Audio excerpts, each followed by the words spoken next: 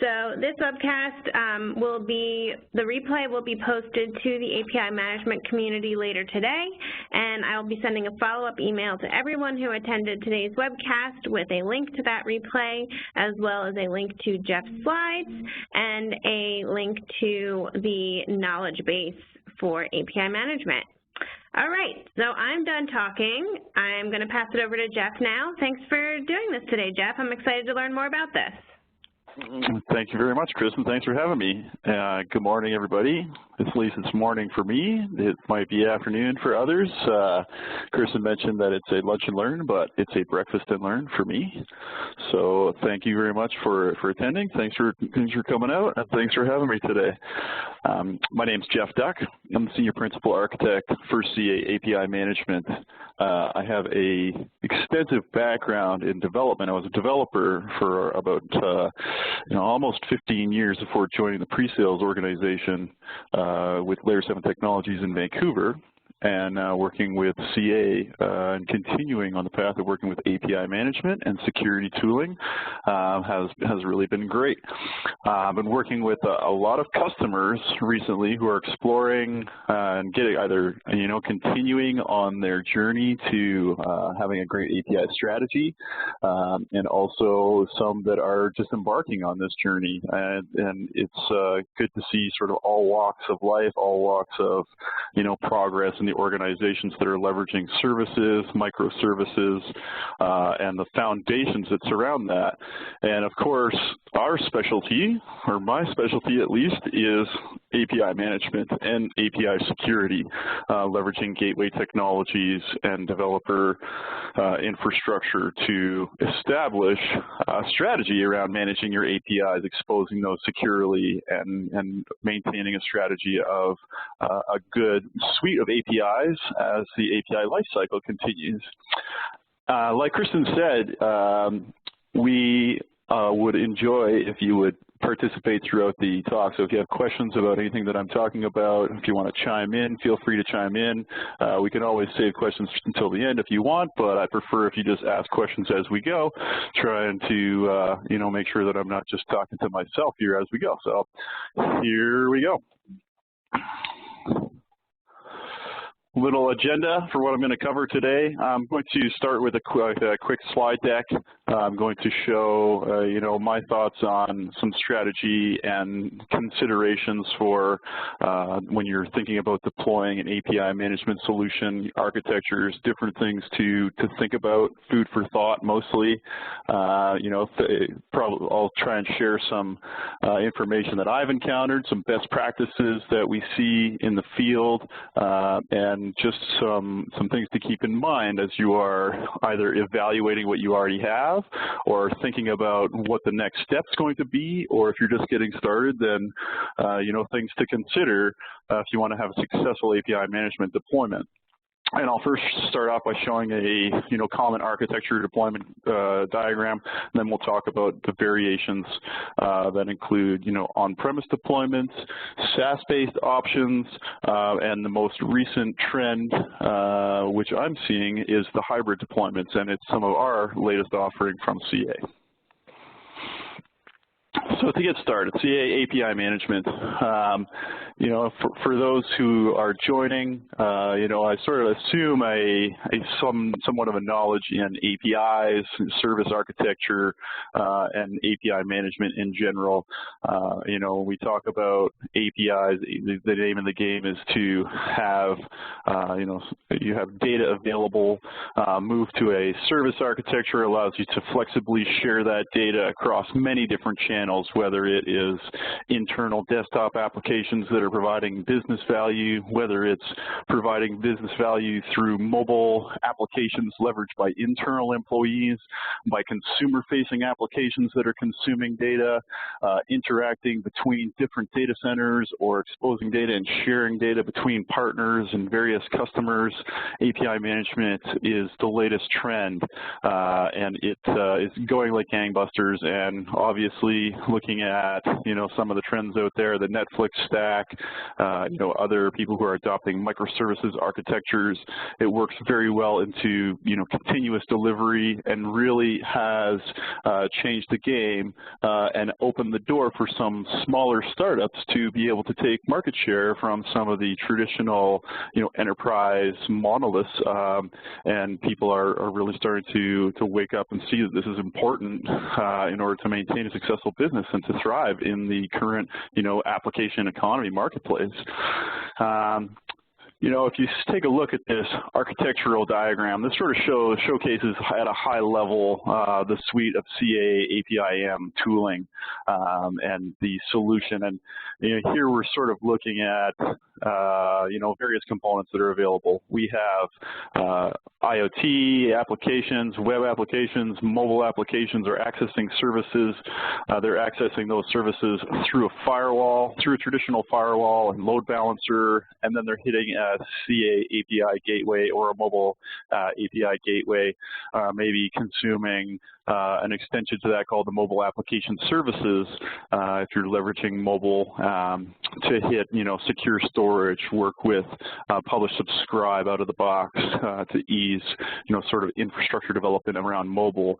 And the gateway is going to be your single point of entry or exit into your network. In a traditional deployment, the network, the gateway falls inside the DMZ, and the name of the game is to keep the bad guys out and to let the good guys in.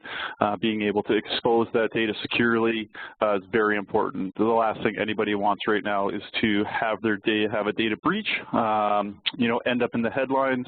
That is not good for business, and having a secure way to access this data is essential. The gateway then would proxy your service calls and interact with an identity provider, perhaps, perform some authentication, authorization. Other security mechanisms and best practices might include some throttling and rate limiting in order to, dissuade attackers.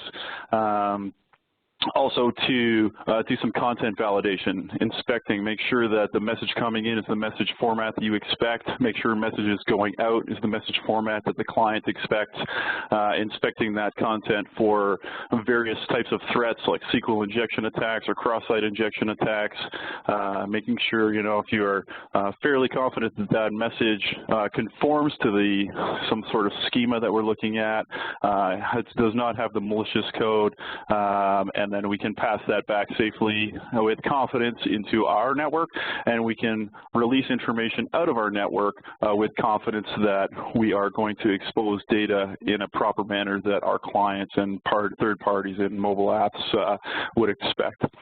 I'm not going to touch too much on it today, but Live API Creator is another offering that CA has as part of the API management suite, and this is a tool to expose APIs and build an API layer with minimal effort directly off a data source.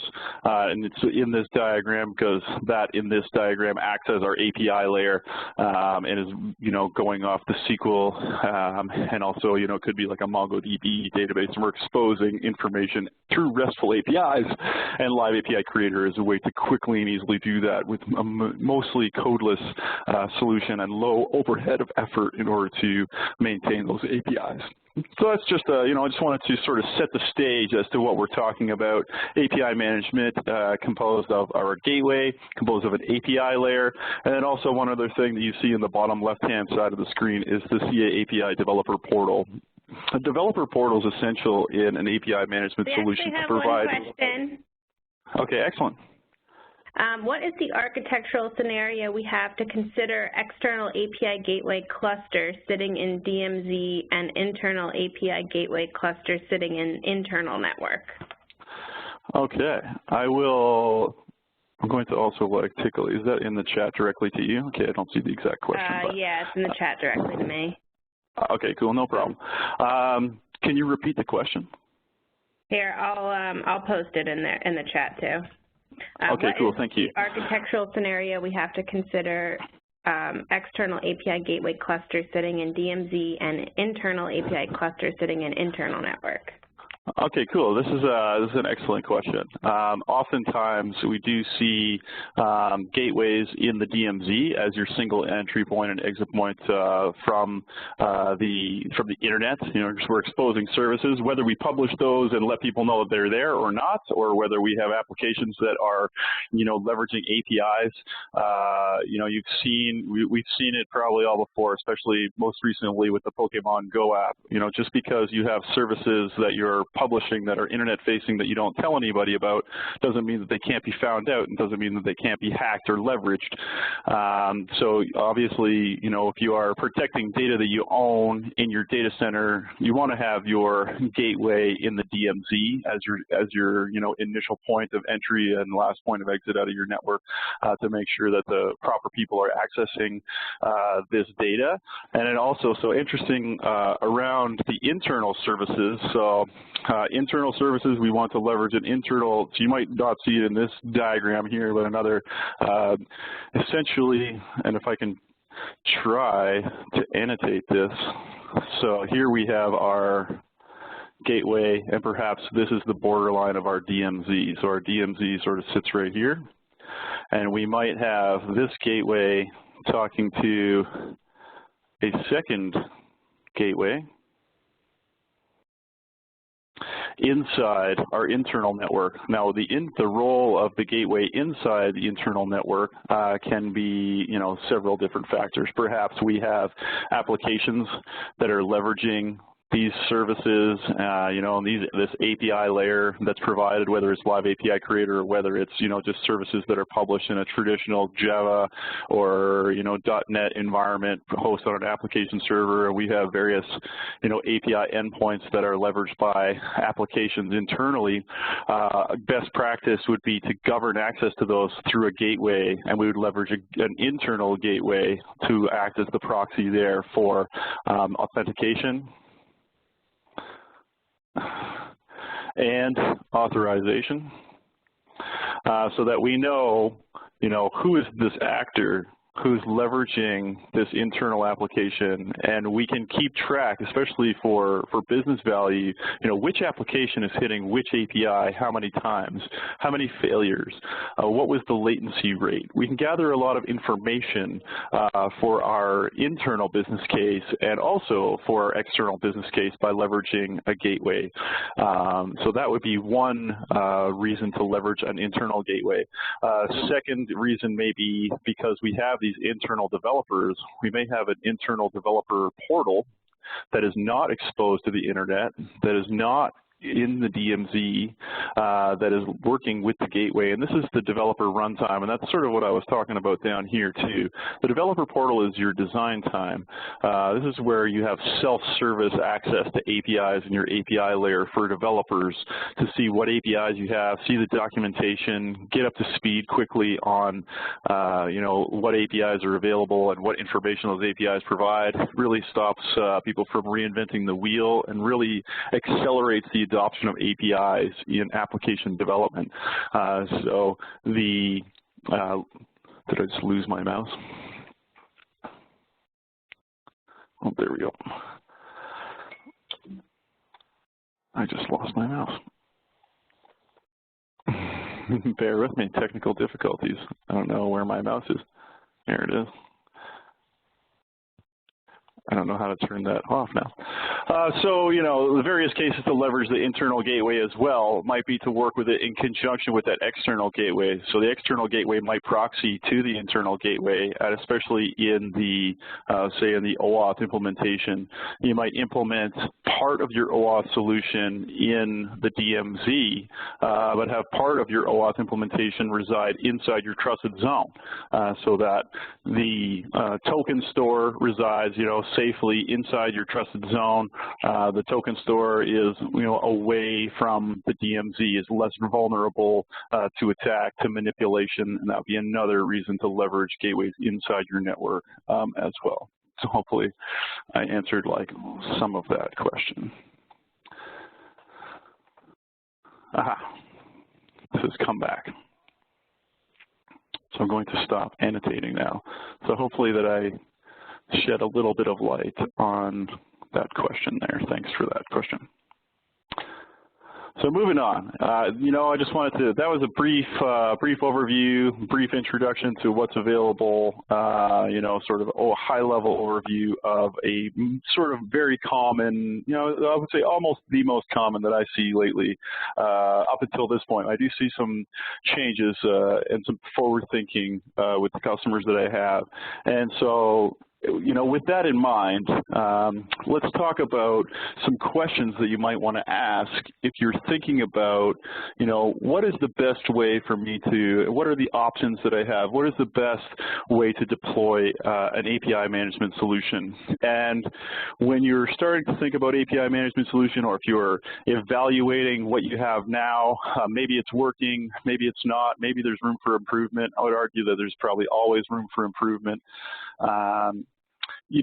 Some questions to ask. And when you're first starting to think out, I always start by thinking out the basics, who, what, where, when.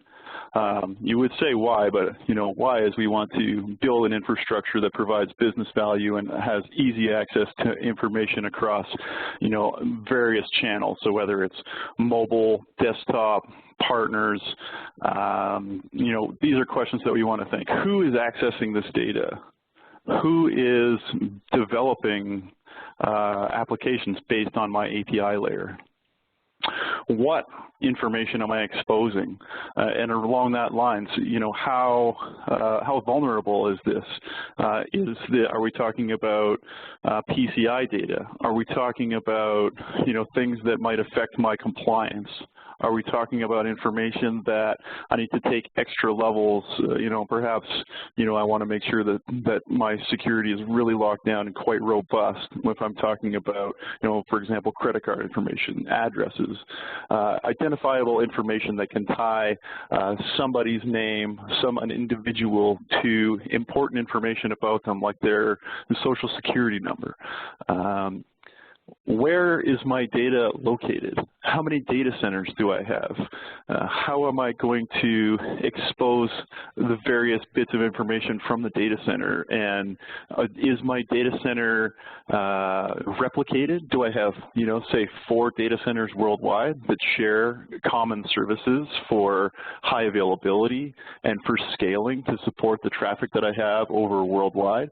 Do I have a couple of data centers? Do I have a single data center with a DR, in the Midwest and one data center in the West?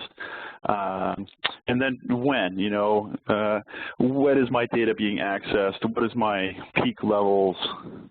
Just some things, some questions that I pose to sort of get the creative juices flowing and to start off the thinking process.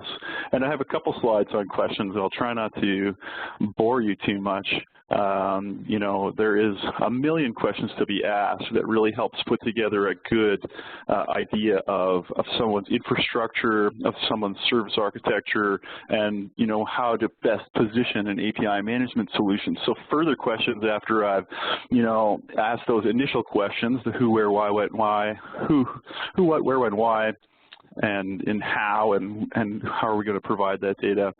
Some other questions, more is like, where is my data? How is it globally distributed? How am I going to secure access to this data? Am I going to have an open API that requires, minimal security? Am I providing an API, like the weather network that is, nobody's personal information? Perhaps I don't mind exposing, what the current temperature is in Albuquerque to developers with, minimal security layer. But do I want to still keep track of how many applications are leveraging that API and how many times a day that API is being accessed by how many people and how many failures that API might have? All questions to ask. What is my expected transactions per second? If performance is important, this is a very important question. And also, if you are just initially looking at deploying an API management solution and you're looking at, what kind of scale do I need? How much transactions can one particular solution provide? Do I need to plan to deploy, several gateways because I'm looking at, 1 million transactions per second, or am I just getting started with launching some APIs and I'm looking more at, in the tens or hundreds of transactions per second? It's one of the most important questions to ask when you are talking about scale.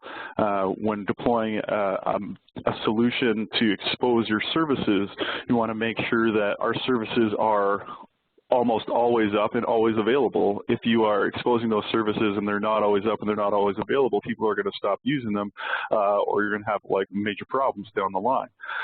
So figuring out what your peak transactions per second might be, and then planning for growth allows you to set the initial scale of your solution. Minimal would be to have 2 gateways for high availability.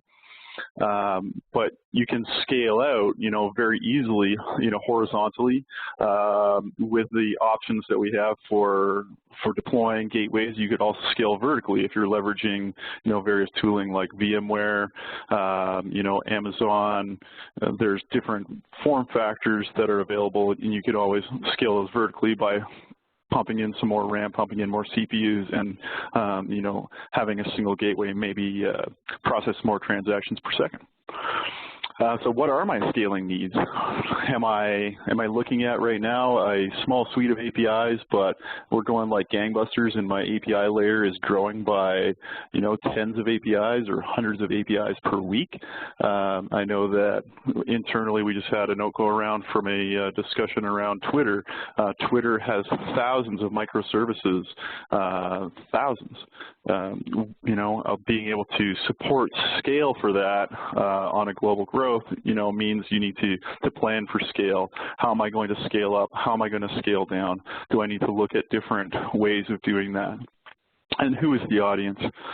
Who's going to be leveraging my APIs? Am I Twitter, where 1 million people are customer-facing, leveraging my APIs, or do I have an internal application that 2 of my partners are using? All just sort of things to consider when you're looking at an API deployment strategy. When you're talking about form factors and you're looking about what is available out there right now, we think about a few different options. And if I rattle off some form factors, we have an on-premise solution. The on-premise solution could be hardware gateways. It could be VMware-based gateways. It could be software-deployed gateways. Other form factors include SaaS, and SaaS has its advantages and disadvantages as well. SaaS has the advantage of, lower barrier of entry, but as you begin to scale, as your traffic picks up, as more and more applications are consuming your APIs, more developers are being onboarded, especially if you really take off, you may start to run into more transactions per second, and those transactions in a SaaS solution, usually come at a cost.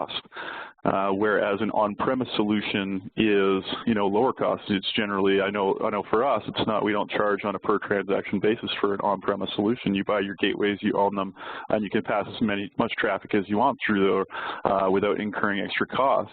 Moving to more of a SaaS solution, disadvantages, if you scale, you might scale yourself out and you might find yourself with huge bills at the end of the month. The advantage of a SaaS solution is, and point number 2 here, do I have the staff? The SaaS solution being able to have your portal, have your gateways reside in the cloud, be managed by a provider. They are tied to an SLA. You're expected to have a particular SLA. You may open yourself up to a little bit of risk because some, providers do have outages from time to time. Can you afford to have those outages? Being able to manage those on your own with an on-premise solution allows you to mitigate and own the risk yourself, whereas with a SaaS solution, you might be at the mercy of a SaaS provider. We all know that Amazon has a great SLA, but they are not 100% perfect. You know, Amazon even has outages once in a while.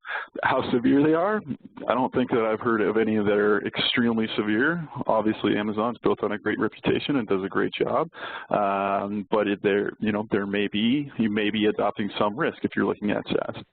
And there's different different things that I'm going to talk about a little bit later too around, variations of SaaS as well. We do have a SaaS solution, but when you're taking a look at on-premise, I'd say, do we have the staff? Do we want to train the staff and have someone own the solution, and then also own the upgrades and the maintenance of a product over time?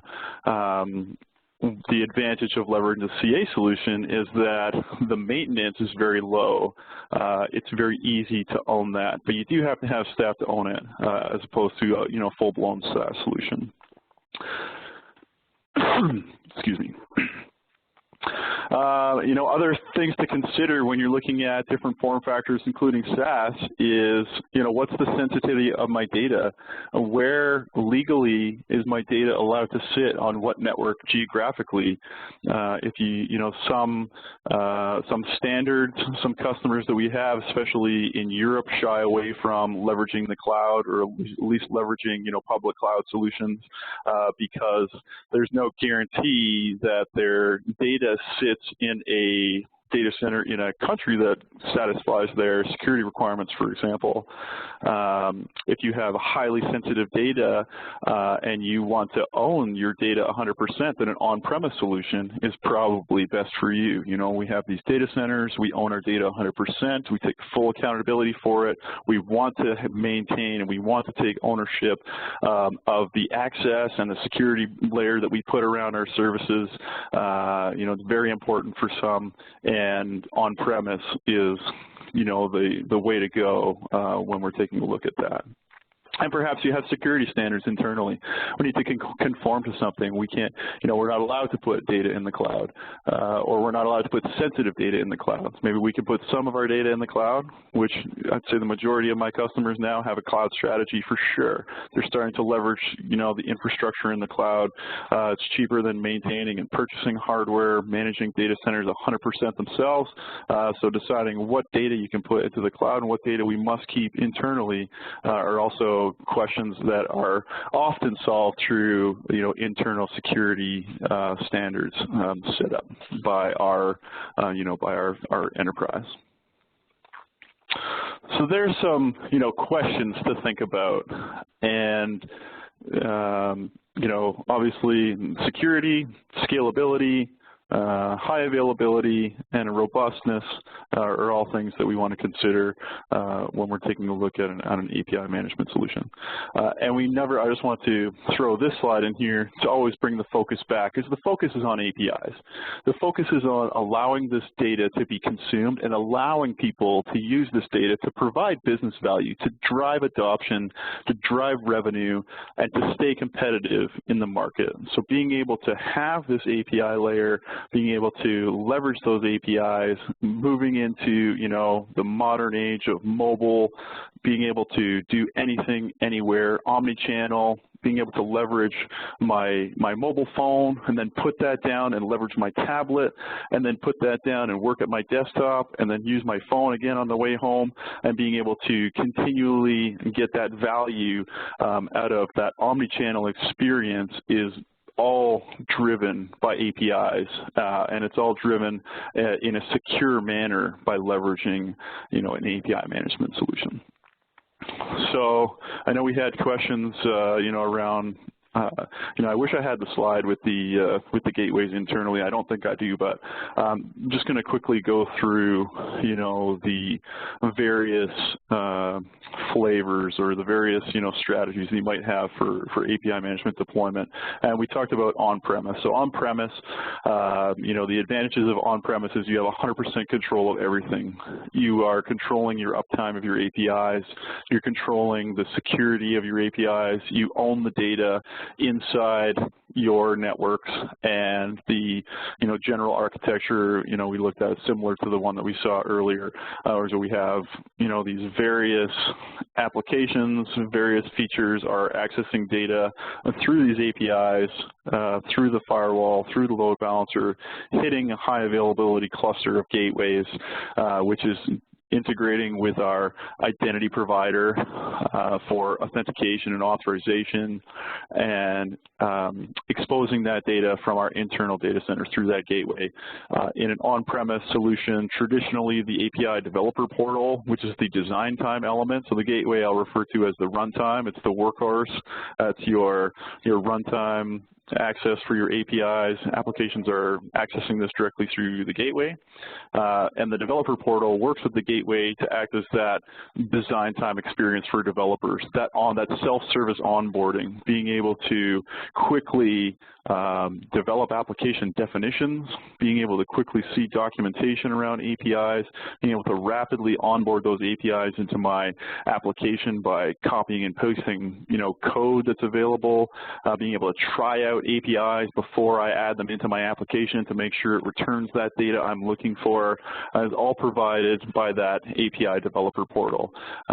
Being able to get the criteria that I need to access the security layer around the APIs. So commonly, a RESTful paradigm, you may have OAuth implementation, for example. When working with an OAuth solution, you need some criteria, including a client ID and a secret. That client ID and a secret has to be provided to those developers somehow building their application, providing that governance layer around being able to trace later, which application was accessing the API, who was the user who was using that app at the time. In the case of mobile, what mobile device did that call come from? We can see, govern that access, see who was using the API, how many times, when, how many times did it fail, what was our back-end latency, are we within our threshold for failure, and, are things good, or do we need to drill down? Do we need to expand on a particular API that's being used a lot? Do we need to sunset APIs that are hardly being used at all? Being able to provide developers updates as that API lifecycle continues, version 1, version 2, version 10, sunsetting and deprecating of those APIs, being able to communicate with that developer, and the developer portal is crucial to avoid, what has traditionally been done in the past, which is either developers are, building services in a bubble, and you have several development groups that might be developing the same API layer over and over because they just don't know that those other groups are building things. Being able to rapidly onboard and deliver that information to developers so that they're not, walking down 3 floors to talk to the developer of an API to say, what do I need? What are the parameters? What's the URL endpoints? Where do I get my OAuth token? What's the OAuth implementation? All that is solved from the developer portal, and is a modern way to provide that information and rapidly, save time, avoid reinventing the wheel, and provide developers with a great onboarding experience to drive adoption of your API layer. Hey, I got another question for you.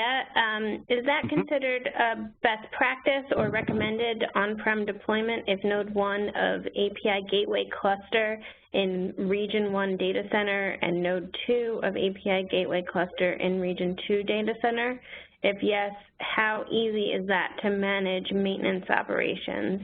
That question was asked in the Q&A panel, so you should be able to see that one in the Q&A panel. Okay, perfect. How do I see the Q&A panel? Aha, there it is. Okay, perfect. So, Sravan, thanks a lot for that question. So let me just read it again. Is this considered a best practice or recommended to on-premise deployment if Node 1 of the gateway cluster is in Region 1 data center and Node 2 of the API gateway cluster in Region 2? Okay, so we're talking about having a single cluster across 2 data centers, and the answer, basically, my recommendation would not be to do that. You know, being able to split, although we do have some customers that do that, you have to have a very quick pipe in between your two data centers in order to be able to successfully split your cluster across two data centers. My recommendation would be to have two clusters, one in data center 1, one in, you know, region 2 data center. So a total of 4 gateways probably at a minimum. To have, you know, high availability for your APIs that are residing in each of those data centers. And then also, you know, it may be mandatory anyway, depending on what kind of traffic you're looking at, and a single node might not be able to handle the traffic. And also another consideration there is all your APIs the same in each data center. You know, if you only have a single node in region 1 data center and a single node in region 2 data center, and if, you know, node 1 goes down or network problems occur in the first data center, are you cutting off access to half your APIs, or are those APIs also available in data center 2? You know, like I said, we do have some customers that are doing it. You have to have a very low latency between your data centers to be able to split your gateway, and I believe you know, about like 10 millisecond latency or less would be the recommendation to be able to have a successful cluster deployment across 2 data centers. So my recommendation would be, you know, 2 separate clusters, 1 per data center, allows you for a more robust solution than having a single gateway in each. There's another question from Brian in the chat window. Mm-hmm. Do you see that one? All right. I do. Hi, Brian. How does API Gateway help clients minimize the number of requests to the backend service for applications that need to make calls to many microservices? Brian, great question. Love that question. You know, especially when you're talking about microservices, and if I dare to use the annotate again with the risk that I know it may lose my mouse again. So let's say we have, you know, this mobile application here, and back here on our back end, you know, let's forget that it's Live API Creator. Let's just say, you know, we have 1 million microservices back here. 1 billion even. And each one of those microservices is doing one thing, and it's doing one thing very well. It's using its own stack. It's very highly available. The developers are taking ownership of it. You know, and I've run into this recently with a healthcare provider, actually. So the healthcare provider has a tablet strategy. They're building applications that are going to be leveraged by doctors in 3,300 clinics across the United States. They are building very good apps, and those apps are making many calls to this back end through gateways. And if you're working with microservices, the last thing you want to do is have this application be making, you know, 1,000 calls or 1 million calls just to render a single page with information, because the information is residing in this microservices. So how you can leverage our solution to do that is to have a single call, and I'm losing my mouse again. I can't really see where it is. So have a single call come into the gateway here, and leverage the gateway to concurrently reach out to several microservices in the back end, because the gateway can do this functionality very quickly and easily without adding a lot of overhead.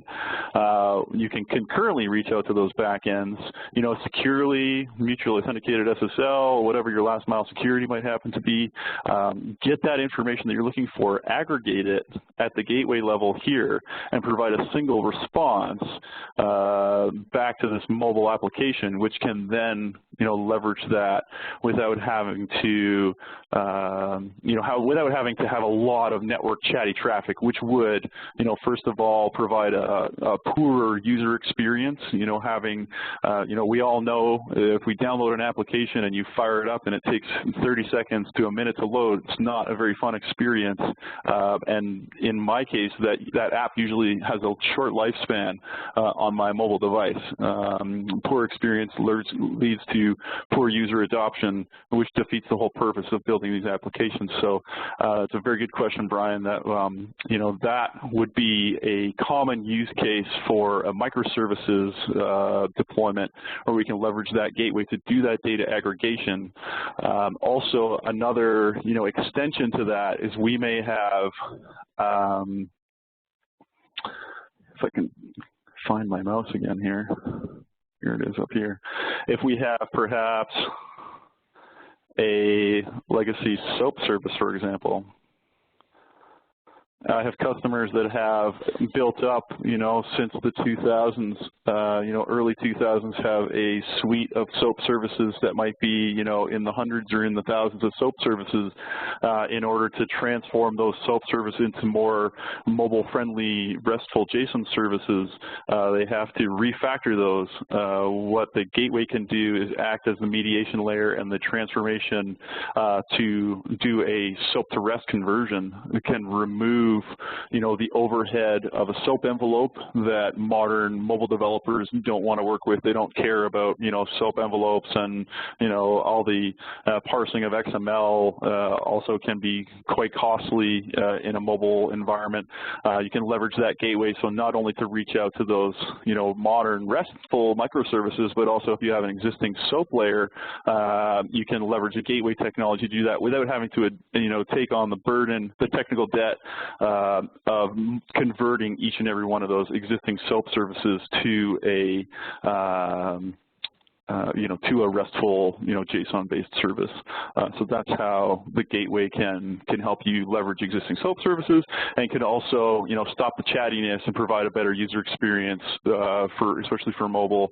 It doesn't just have to be for mobile. It could be desktop applications, could be IoT, could be information that your car is reaching out, to get.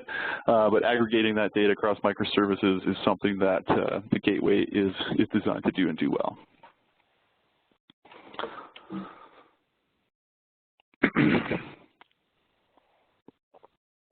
Brian, thanks for that question. I hope I answered it all right.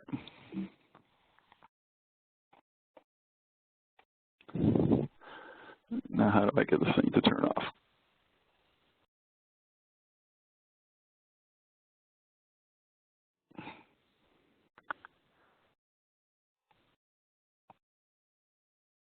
There we go.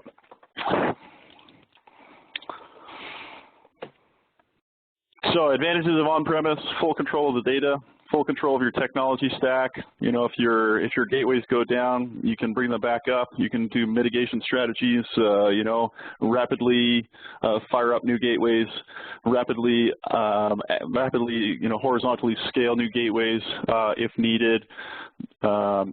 Complete ownership, doing upgrades on your own schedule, not being tied to the schedule of a SaaS provider, and the uptime is driven by you. Those are all, key advantages, I would say, for an on-premise deployment. So now, cloud-based deployments in SaaS. I sort of wrap these into one slide.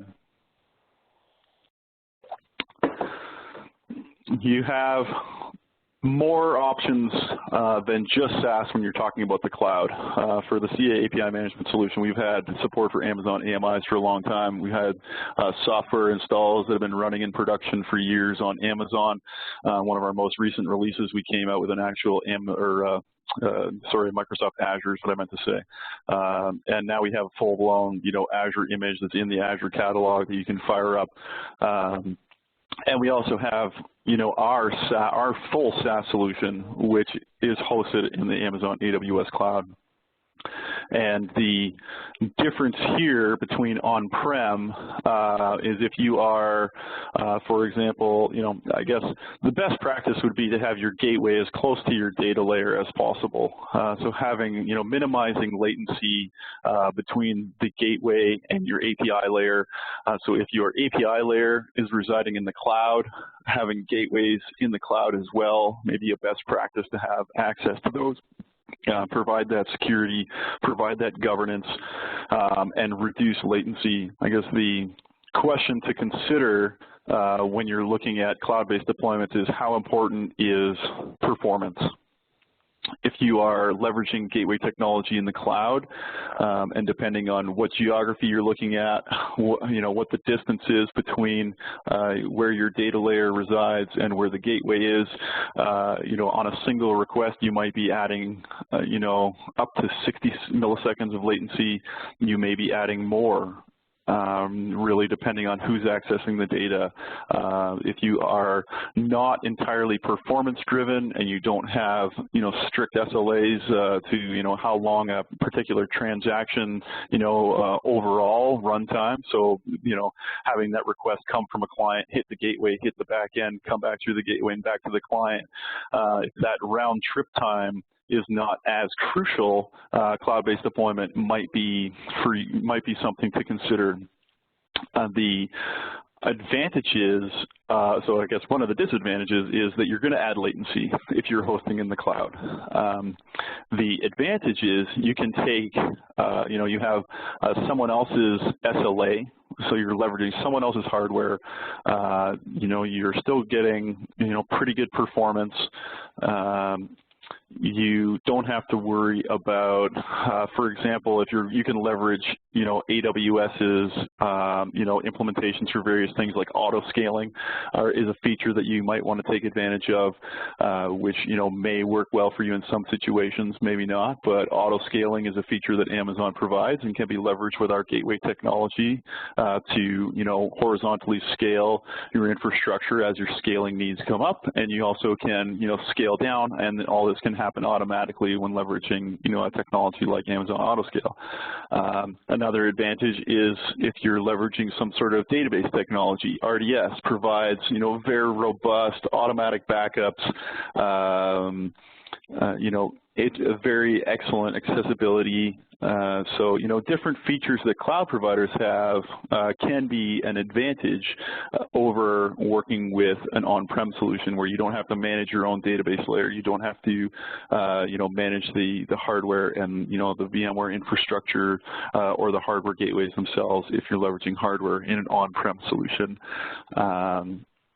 The SaaS, which I sort of rolled into this slide as well, is a very similar, it's the same pretty much architecture as what you see in the slide right here, but the API gateway and the developer portal are owned by CA, harnessing the AWS cloud, and, all the things that you get with SaaS. So you don't have to worry about installation, you don't have to worry about upgrades, less worry about uptime, and I guess the downside, again, is that if you are growing and you are experiencing large spikes in traffic, you're looking at paying a premium per transactions if your transaction level starts to get very high when you're talking about SaaS. That's not generally not as much of a concern, or over time there may be cost savings if you look at an on-premise solution where you're paying a licensing fee and then you're just paying a maintenance fee for support instead of paying more on a per transaction basis. And that, that question that Brian was asking, and I showed that health provider was leveraging a solution that was SaaS-based, and they're looking at alternatives because they are starting to they're projecting that the number of API calls from all their applications that all those tablets are going to be making, and leveraging a SaaS solution that's, tied to a transaction fee, they're projecting that in 5 years it's going to be almost $2 million a month to support all those API calls, which is not ideal, I guess. So advantages to cloud and SaaS, flexible geography deployment. You can deploy on Amazon or Azure anywhere in the world in a geography that's close to where your data center might be. APJ, South America, obviously North America, you can, at the click of a button, you don't have to be there. You don't have to manage a data center there. You could, fire things up and fire things down in various geographies quite quickly. You can leverage those cloud provider infrastructure features, high availability, automatic backups, elastic block storage, all those fun things that provide, great value and make our lives a little bit easier, let you sleep a little bit better at night maybe, can be leveraged when you're looking at a cloud provider. And then SaaS, pretty much zero ownership. Someone else is on the hook for your solution. It's going to be up. They're going to handle the upgrades for you, so you basically always have the most recent version without having to own those versions as well. And being able to, you're constrained to the SLAs that are provided by your SaaS provider. And I guess another advantage of SaaS is that it's more of an OpEx expense versus CapEx. So if that's a little more, lower barriers to entry, less cost, no CapEx, pretty much all operation expensive expenditures, which may be an advantage in some scenarios as well. So other things to think about for cloud and SaaS. Okay, now probably my favorite deployment architecture right now, and I'm seeing it, being picked up more and more, and there's more interest in it, and there's more customers that are starting to do it, and it's solving some neat business problems actually. So I'm talking about hybrid API management solution where you have your design time element resides in the cloud, but you have your runtime element on-prem. So this is fairly new. It's something that we have available now. It's something that our competitors also have available. But I see more and more people are looking at adopting this style, and you're sort of getting a little bit of the best of both worlds, and it's also solving another business problem that I'll talk about in a second here too. You have your gateway on-prem. You are managing those gateways yourself. You own those gateways. You're getting all the advantages of on-prem. So you have full access of your data, full access to how you're securing that data, access to the the runtime, uptime. You manage your own upgrades on your own upgrade schedule, but full flexibility on how you want to manage your gateways internally, how you want to sunset them, how you want to move them around within your own data centers. And get that last mile security in between your DMZ and your API layer, and provide all that value that you get from the gateway, content inspection, security, all those things that we find very important. Being able to provide that aggregation of microservices and leveraging mobile services to secure access between a mobile device and the gateway are happening all on-prem. And your developer portal can be offloaded. So the developer portal is the design time element. The uptime of that developer runtime is not as crucial as the gateway itself. So the gateways we want, gateways we strive for 100% uptime. API developer portal is a design time element. So if a developer portal goes down, your business is still functioning. Those applications that are accessing your services are still working. Revenue is still being generated. Developers might have to, might lose, half an hour of productivity, or, might lose, very minimal time if your developer portal goes down. And you can leverage cloud to host that, so you get the advantage of, you might have, I guess there's two options when you're dealing with a hybrid APIM. At least, from CA, you can leverage the API developer portal as, just as like an Azure, Azure machine, or as an Amazon AMI. You can own that image yourself. So you purchase a single license. You manage your own, you spawn your own developer portal image, you configure it with your gateways, you manage your own upgrades on that, so you still can leverage all the things that a cloud-based infrastructure provider has, so around all that high availability, scalability, auto scaling, RDS, all those features that that these cloud providers have. You get all those advantages. You also get the advantage of managing it yourself and having full ownership.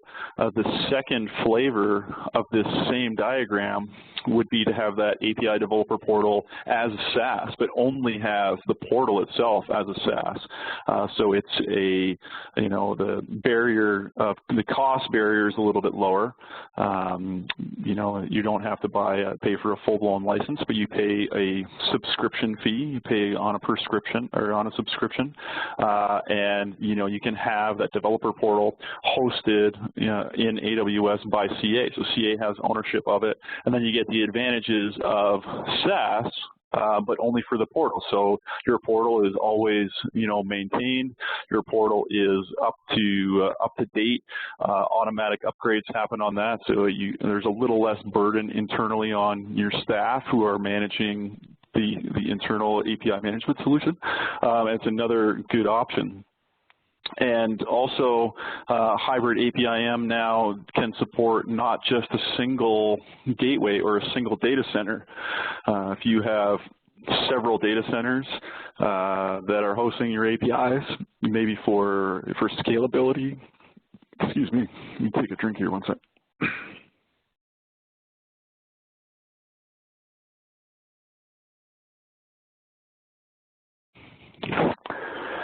Sorry about that. If we have more than one data center, the name of the game and the goal ultimately would be to have a single API developer portal that spans and exposes data across more than a single data center. So you don't have to have multiple portals to manage. For example, I have a customer who has 2 portals right now. They're leveraging 2 different API management solutions. They have a solution that resides in Amazon, or they have a solution that resides in Azure, and they have a solution that resides on-prem. And these APIs that they're exposing are being exposed to developer groups who have to maintain 2 separate credentials. They have to log into one portal to see what they need at one spot, and they have to log into a second portal to see what they need from another spot. They have to keep 2 different API definitions. They have to sort of juggle 2 sets of the same thing.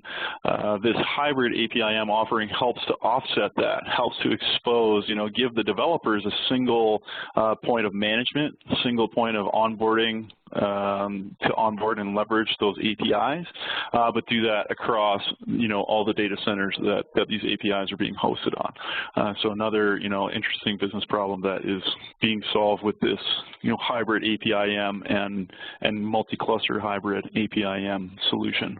Advantages of the hybrid. So offloading the portal ownership is an option if you're going with the SaaS version of the hybrid deployment. But you're not tied to that. If you still want to manage your own portal and have full ownership of the entire solution, you can do that and keep ownership, but still have it in the cloud and still manage a hybrid deployment. You get all the benefits of on-premise, full ownership of your gateway solution, full ownership of your data without having to split that out into the cloud. Firewall rules are simplified with our most recent release and some of our most recent gateway, versioning. You don't have to worry about portal reaching into your network. You just worry about gateways reaching out. So the paradigm has shifted a little bit there with our gateway technology to make things a little bit easier for the IT department and minimize the holes that you have to punch in the firewall rules that you have to manage. And I would say that this hybrid right now, I see it it's trending. I don't think that it's anything that's going to go away anytime soon. I think it's only going to pick up more momentum, and we're going to see more features built around it, and we're going to see better support for providing this, this cloud-based portal, but on-premise gateways, and we're going to see more features around multi-data center support and multiple cluster support, and support. We're going to see things evolve. We're going to see more use cases getting support. I think this is really going to be, sort of some of the next best technology that we're going to see. I'm almost at the end of my slide deck before I show, a quick demo of what we have. And some final thoughts and final things that I want to drive home, things that I really think are important when you're looking at your deployment options and making best decisions on how to deploy things. Obviously ask tons of questions. I only had a few questions. I had 3 slides of just questions, and I can just keep rattling on more and more questions to ask. The more questions, the more you think about, strategy. The more you think about, where am I now? Where am I going to be in 2020? How do I want to leverage some of these newer technologies that are coming out? Things that I was doing 2 years ago are already, becoming becoming obsolete, by 2020, where do I want to be? What's my scale projection? Where am I going to have my data? How am I going to change my infrastructure? Am I going to move more to the cloud? Am I going to move less to the cloud? Am I going to have a healthy balance between, SaaS and on-prem, and also, taking a look at cost, I guess, right? And then deciding, based on the best fit, do I have security practices that are set internally that prevent me from putting things in the cloud? Obviously, then, we're probably looking at on-premise, or maybe we're looking at on-premise for our gateway technology, but maybe our security practices allow to have that SaaS hybrid portal, so I don't have to, I can remove the burden of one part of my infrastructure and have someone else deal with it, which can, save time and money, and plan for growth. Where am I going to put my gateways? How many data centers do I have? How many are we going to have in 2020? How are our data centers going to be moved around? What's going to give us the best flexibility when doing that? So, hopefully I have, given some food for thought is my name of the game today, and just sort of share some of the best practices that I see and that I would recommend when working with API management solution. And that's the slide there. So what I would like to show, and hopefully people can stick around for a couple more minutes because I know that it's already 10, but I'm going to just give a very quick demo. And I want to show a couple of things quickly. This is our SaaS hybrid portal. This is where, it's running in Amazon AWS, and I'm running a hybrid solution, and this is a hybrid solution where I am not actually dealing with an on-premise gateway, but it's a hybrid solution that is having my portal that is a SaaS managed, but I have 3 clusters of gateways that I'm managing in different regions in Amazon AWS that I have full ownership of, that I have connected to this portal. And if we take a look in here at the settings of the portal, and I see my proxies, you can see the information about my gateway runtime. So 3 different clusters. I'm running them in different availability zones and in different regions of Amazon, and I have them connected to this portal. And this portal gives me, some neat advantages when I connect it to these clusters.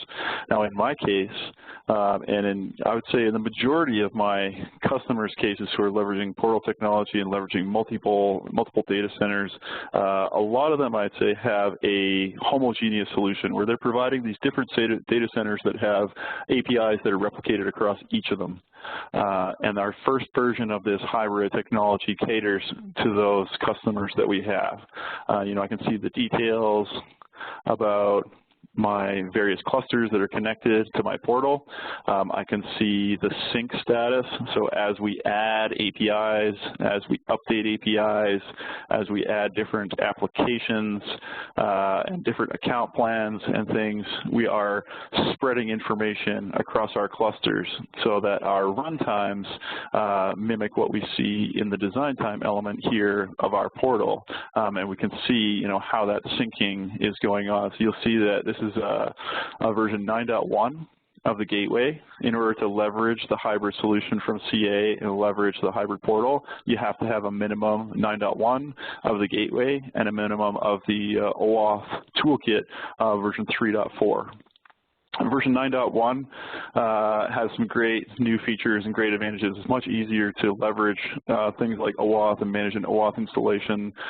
We have what are called solution kits now, so the installation process for the various add-ons, the mobile API gateway add-on, the mobile application services add-on, the OAuth toolkit are all much easier to manage now in version 9.1. So setting this up was actually a breeze for me. I really enjoy working with the new version of the gateway. As part of so I'm logged in as an administrator right now, And if I log in as a developer, we're going to see, very similar things. But I can see my API catalog.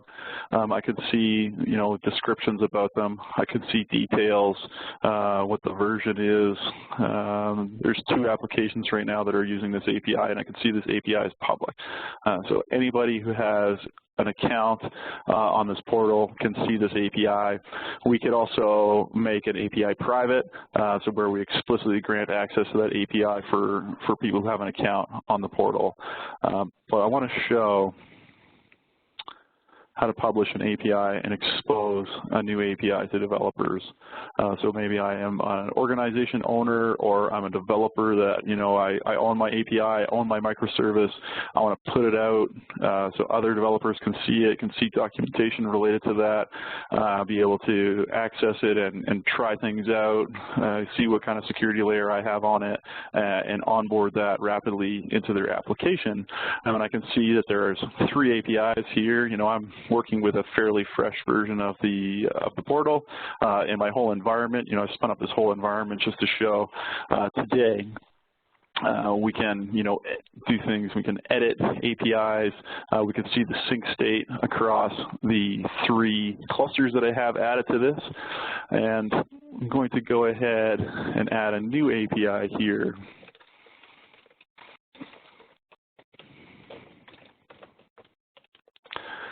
And I'm going to give it a version. And a suggestion to drive adoption of your APIs is never give an API version 1, even if it is version 1, because no one wants to use the first version of an API. They always want to see, something that's been adopted and something that's been put through the ringer a little bit. So I would never put out version 1 of an API, but that's just me.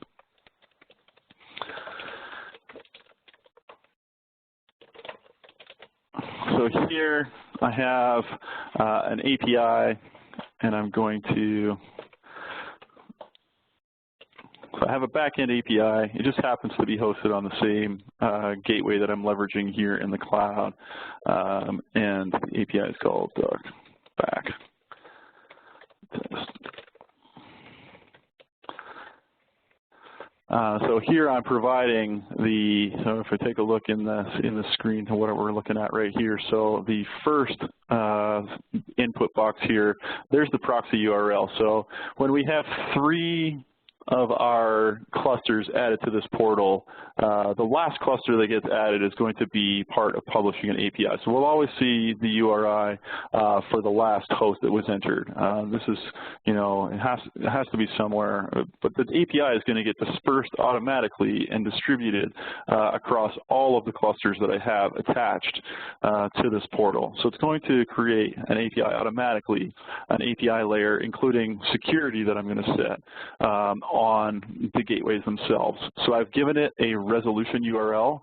So when at runtime, when my clients are calling my API, they're going to call on this gateway, and they're going to call on this resolution endpoint URL. Get customer information demo is going to be, where the APIs are going to go, and the location of the API, which is the actual API itself. So it might be an API in Live API Creator. It might be something that's running like a Node.js or Java or .NET, and then I'm going to input the location of the API. So this is where my gateway is going to proxy it to. Here I can choose next a policy template. So, I talked earlier about, we're looking at different, different security measures we might want to implement on an API. If I'm, the weather network and I'm exposing, the weather in Albuquerque, and I want to allow developers to onboard that with minimal security, maybe I just care a little bit about governance. So I want the application to pass in at minimum an API key, which is not a form of security, but it's a form of at least tracking what we think is most likely that application that is accessing this API. Because API keys can be stolen, API keys can be retrieved from reverse engineering applications from iTunes. So, it's like I said, it's not a means of security because I can get my hands on someone's API key, and if I reverse engineer someone's APIs and I know that they're only protected by an API key, I can go and build my own Pokemon Go app and leverage the Pokemon API infrastructure, for example, and by using just an API key.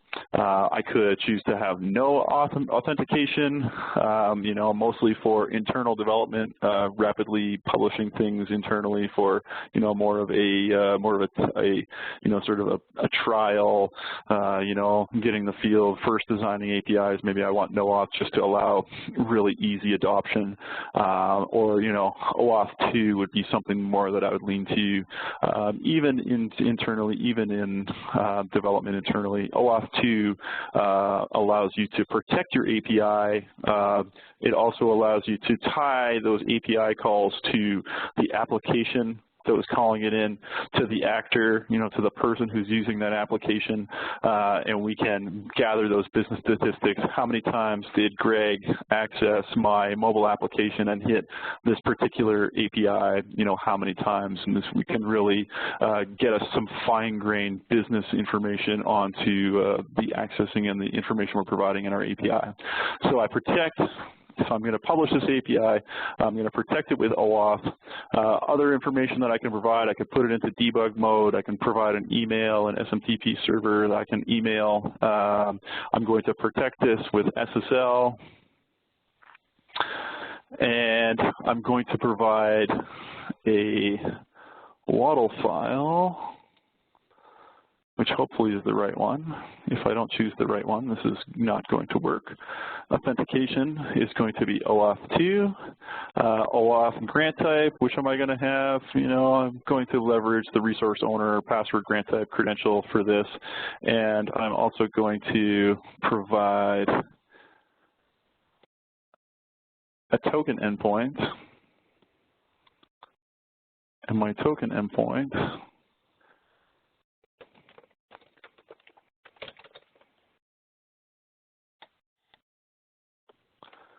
is going to be on this particular server here.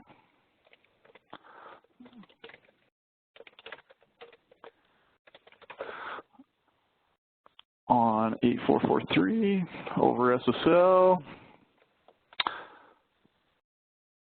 So this is telling the portal, because this is going to generate a test client, and this test client I can integrate with my OAuth solution. So when my test client goes out, in order to hit this API, since I'm going to protect it with OAuth 2, it's going to need a valid OAuth token in order to test it and try it out.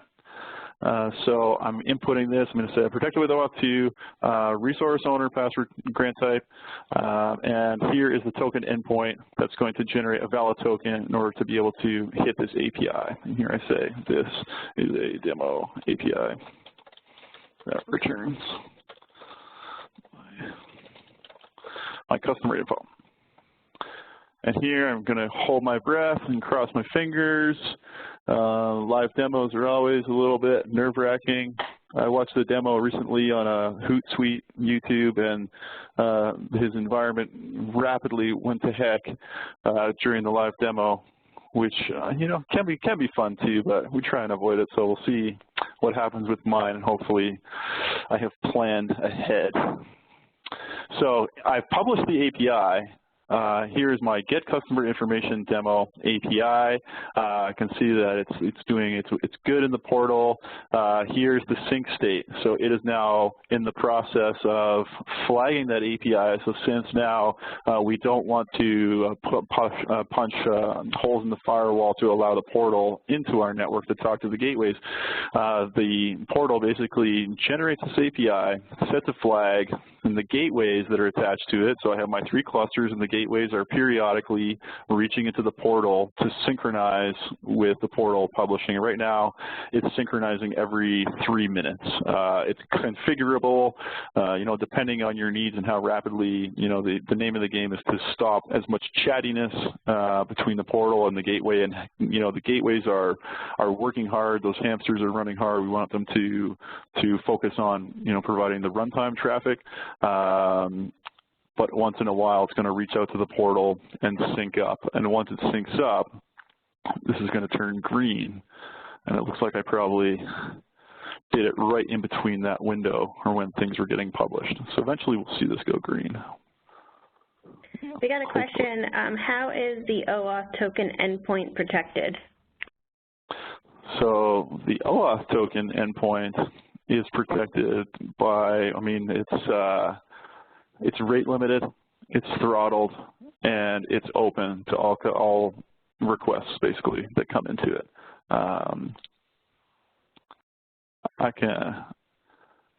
It's basically rate limited and throttled. You know, during OAuth, you're expected to come in with a valid, you know, especially password grant type, what I'm doing right now. So it's expected in the OAuth call that you're coming in with a valid client ID and secret, and it's expected that you're coming in with a valid user ID and password.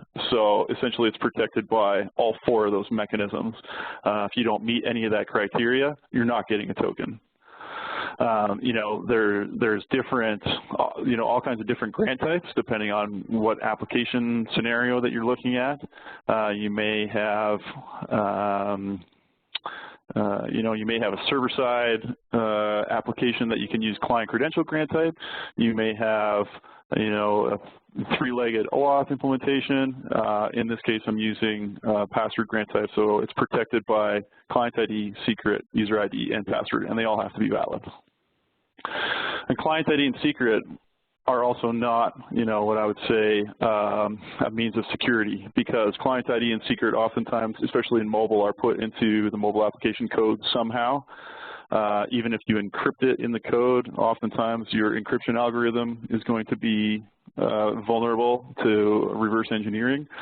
So I could always pull off your code, I could pull your application down from iTunes or off the Android Google Play Store, reverse engineer it, and I can find your client ID and secret, but it only gives you half the keys to the castle. So without a valid client credential or without a valid user credential to go along with that, you're not going to get a valid OAuth token. And then a best practice for OAuth would be to have a short-lived token. You know, to avoid your token store from getting hacked, you want to keep that internally in your trusted network. And also, you know, obviously SSL, mutually authenticated SSL, when possible, to stop man-in-the-middle attacks from someone getting their hands on your OAuth token. But even if they did, having a short-lived token is going to mitigate, you know, risk to having your token exposed.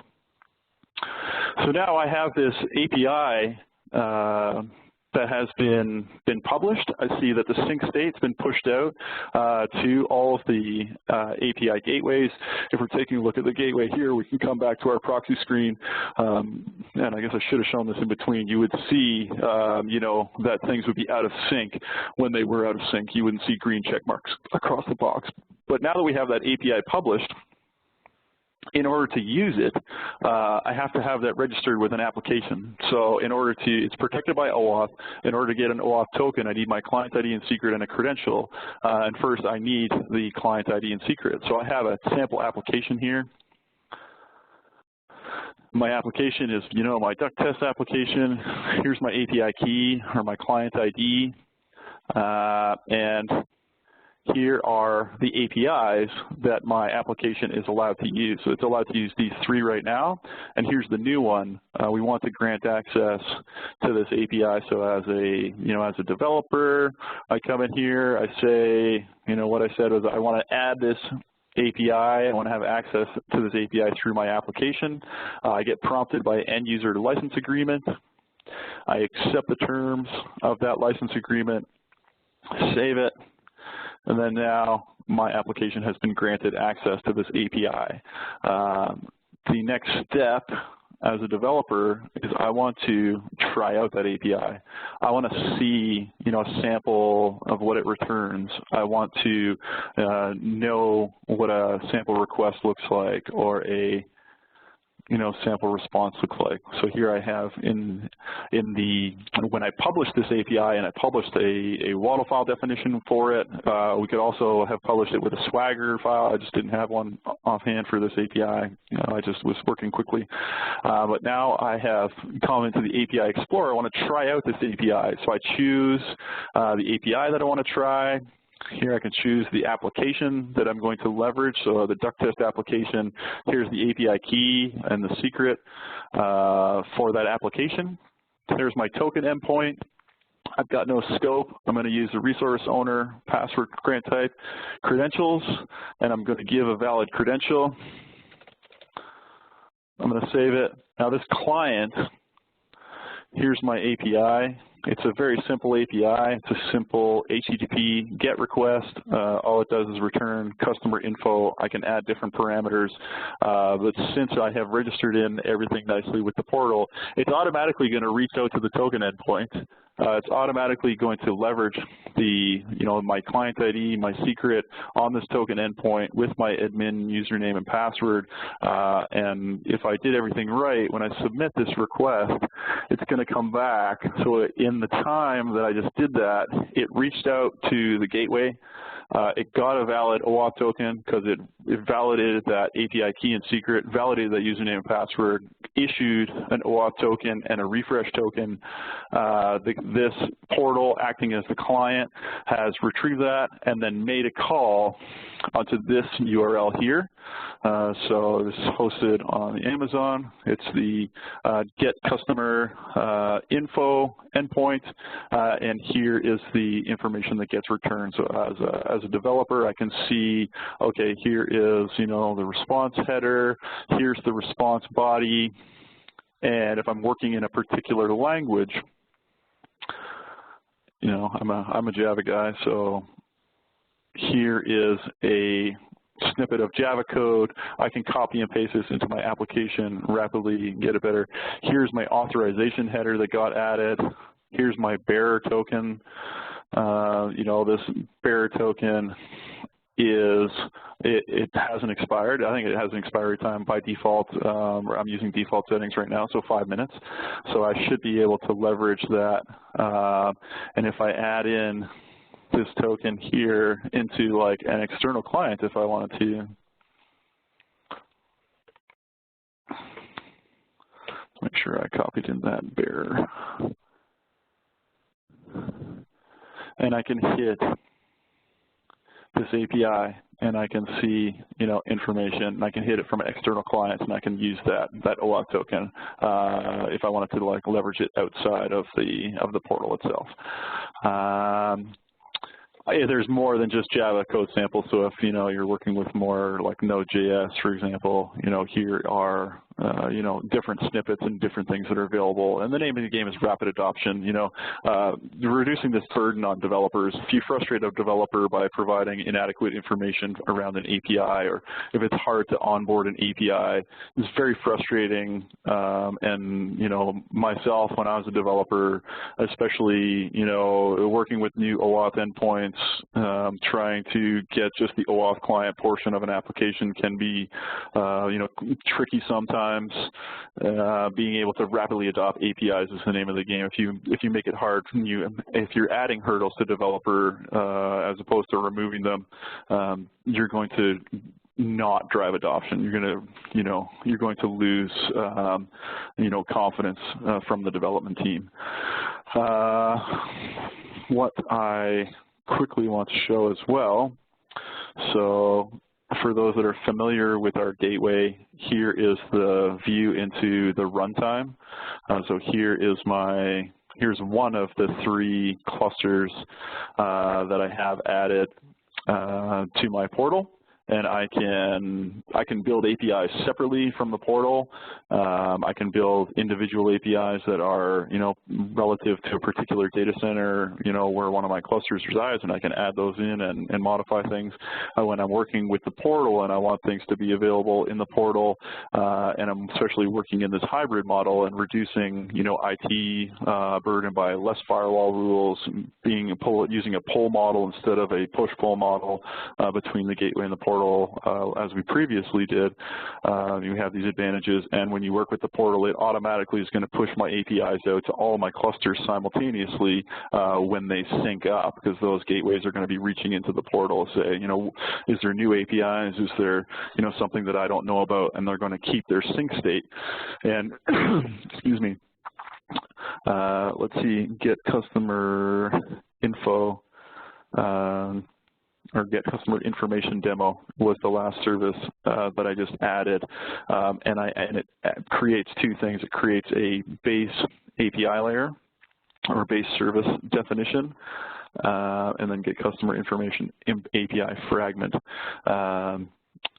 This is where I can add in customized information or customized features and functionality that I want to have happen during a runtime API call.